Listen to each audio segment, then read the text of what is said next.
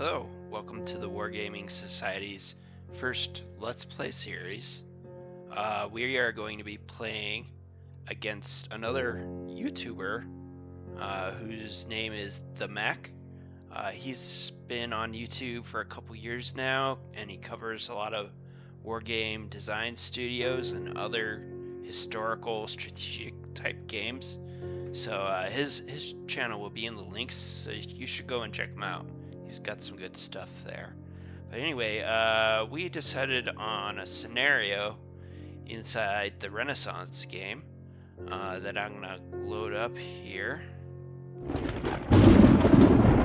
So we're gonna be playing the Battle of Kokenhausen. It's a battle in the Swedish-Polish War that took place in 1601. I'm gonna scroll down to it here and read you guys the scenario.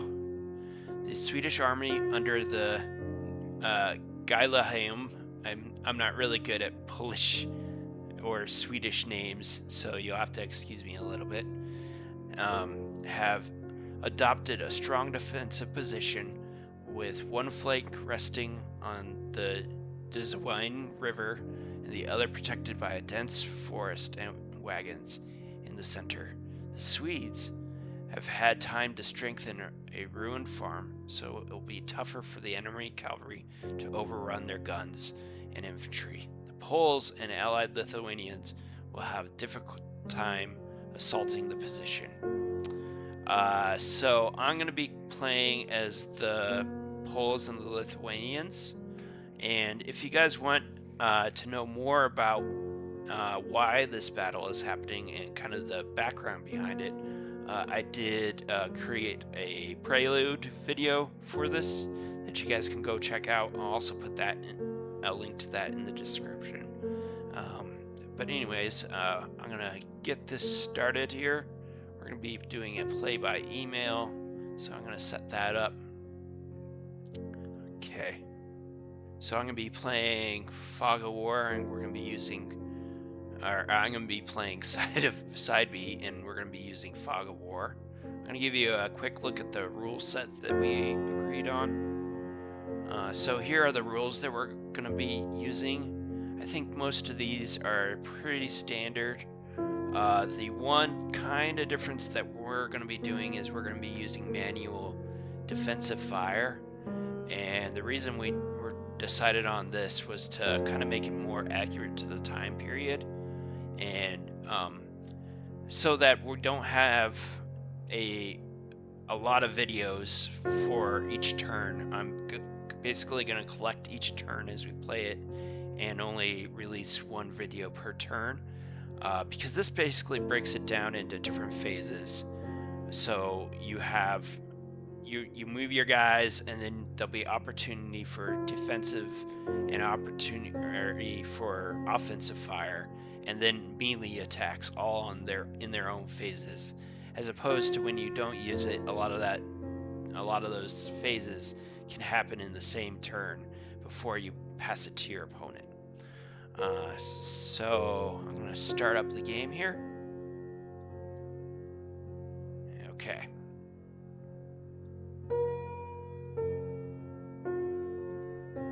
Alright, we just loaded into the game.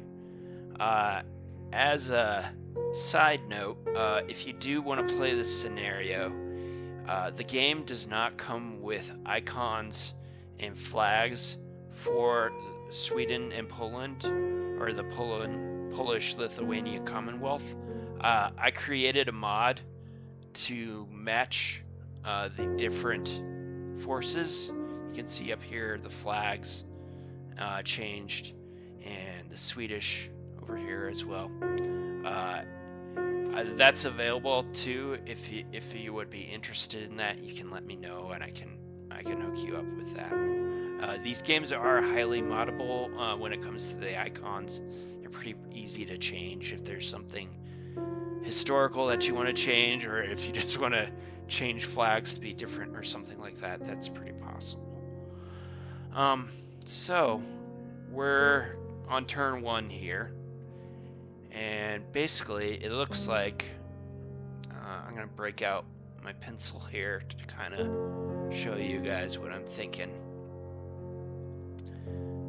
So it looks like they're pretty strongly fortified in the center here, and they don't have too much cavalry, but I don't know about a full-on frontal assault. That could be pretty dangerous.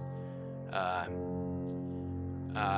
have two groups of cavalry. I have my hussars over here. These guys are kind of like the best known cavalry of their age. The Polish hussars were highly feared during their reign, and they won a number of battles just from their tactics. And so I kind of want to save them possibly for later.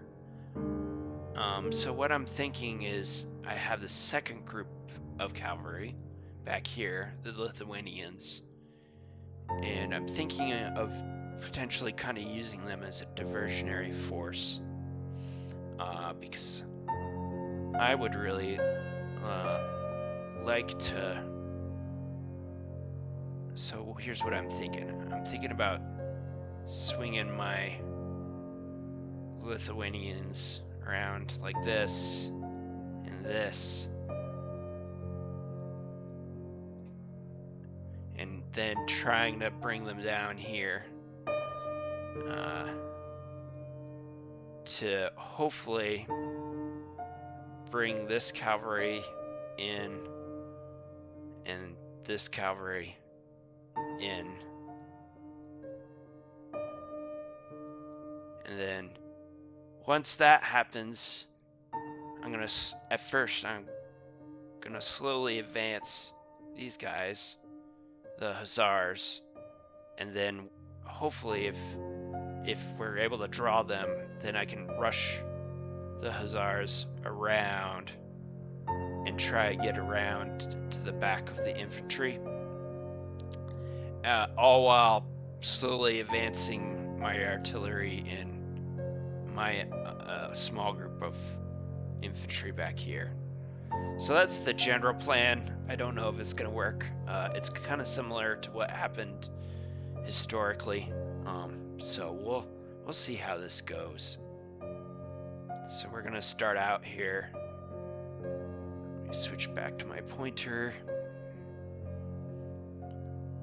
Yeah, so these are lancers, Lithuanian lancers, and in groups of 100 each. So I'm gonna start bringing them around. Trying to not go up and down that ridge as much as possible. I'm gonna zoom in here a little bit so we can see a little bit better. Bring them around. Another trick you can do in these games, it is a little bit risky, especially in the older versions, the pathing isn't as good, but if you hold down the Alt key and then you click and drag, it will grab the entire force and move them all together. Again, if there can be some funny things that happen if they're right next to another force. Sometimes it will grab them, and can be some goofy things if there's like some terrain you don't want to go through, or if there's an obstacle, it can sometimes move them weird ways. So I generally, in the older games, I kind of move them one at a time. So we're gonna try get this group moving down. Alright, and then we'll bring them down around the other side. Oh, I should look where my leaders are to make sure. So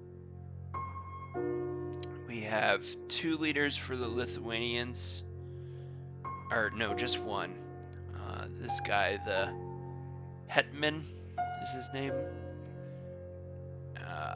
Let's see if he controls all of them. Yeah, he's in charge of the whole Lithuanian force. So, as we get our infantry closer, we'll want to make sure he's not too far away. But we also don't want our cavalry to be detached. So, we will bring him with us for the moment.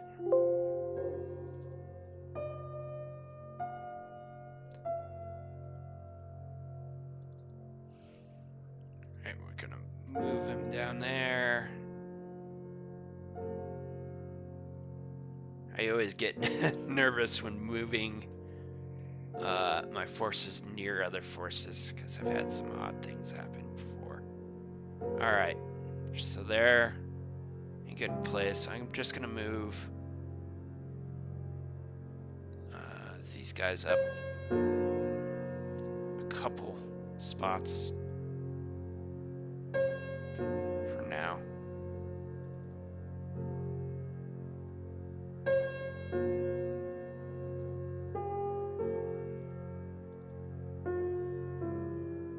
Let me turn off the leader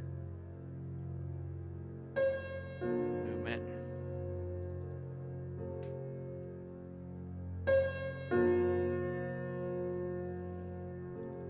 I just don't want them to get too far ahead quite yet. The other thing I have to keep an eye out is that he doesn't try and sneak his cavalry around to grab my victory point here. I don't think that would potentially be the greatest idea for him since he only has, we don't know how many, okay, 300 in each group. So, but there's a smaller number of units, so they could be easily surrounded if they get separated, and it could also make it easier for me to get around to the back end here of this. I think it said it was a farm.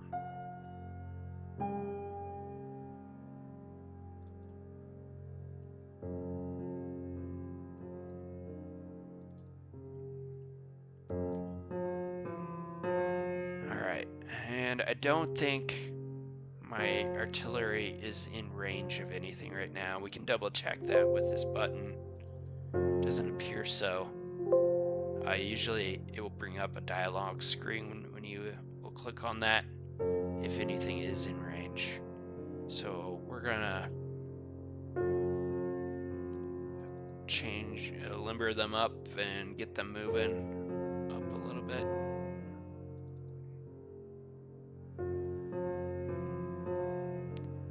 Alright, get them down this ridge.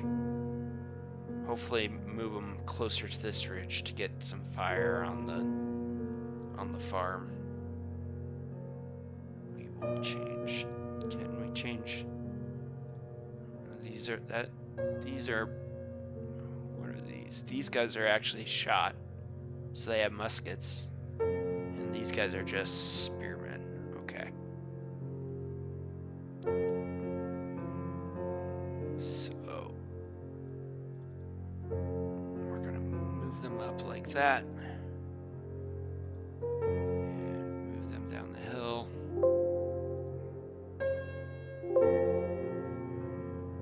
Okay. And we do have a supply wagon back here, but it's fixed. So I don't know if that's gonna release. I think we can look at it and see if it's gonna release at any time. No, it's not scheduled to release, so that wagon is just stuck there. So that's another thing we'll have to think about if we start. I mean, I guess it's only the muskets and the artillery that we have to worry about being loaded. Alright, so that's it for this phase. I believe everyone has moved their Macks, or at least the Lithuanians. So we're gonna send that off and wait for his next phase before we continue on this turn. I got the defensive fire back from Mack. I don't expect a lot to be in here since we were kind of out of range, but we'll see. Yeah, our units are too far apart still, so, and I think so it's offensive fire for me. I don't believe any units are in range. Nope. Okay, I'm just gonna send this file off to him and wait for his movement. So let's see what happens here. Alright. Looks like he's moving that top group of cavalry. Oh, there's more cavalry that was hiding in the fog of war. Okay. And moving up the bottom cavalry as well.